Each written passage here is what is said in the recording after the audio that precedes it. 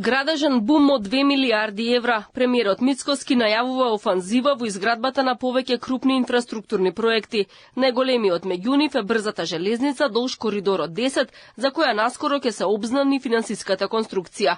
Договорот за ова ќе биде билатерален со држава партнер. Откако ќе се изгради пругата од Табановце до Гевгелија, времето за патување драстично ќе се скрати. Патничките возови би требало да се обраќаат со 160 км на час, а карго превозот со 110 км на час. Премиерот очекува поголемата брзина на железничкиот транспорт да резултира со зголемен интерес на бизнисот за превоз на стоки во и надвор од земјава. Очекуваме изголемен интерес за повеќе побројност композиции кои што секако поради побрзиот транзит ќе биде зголемен бројот.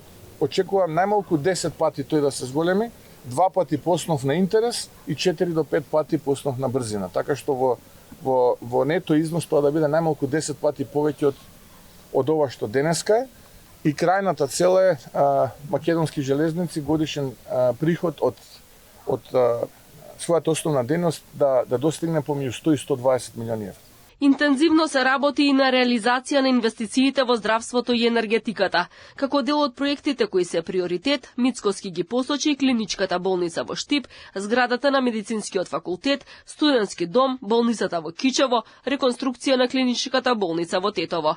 Во енергетиката пак интензивно се разговара за тоа на кој начин конечно да се реализира проектот Чебрен и Галиште. Во енергетиката главен фокус ни е проектот Чебрен и Галиште.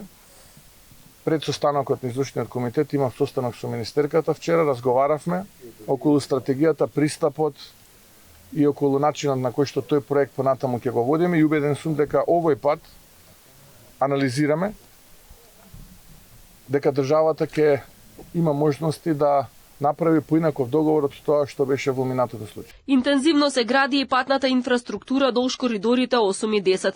Експроприацијата на имотите забрзала за неколку пати, па се отворил фронт за градење во должина од 68 км низ државава. Неодамна стартуваа градежните работи на делницата Тетово-Гостивар, а во моментов се одвиваат градежни активности на 4 автопати. Од владата претходно информираа дека заедно со локалните проекти ќе се гради на над 1200 локации на територијата на Македонија.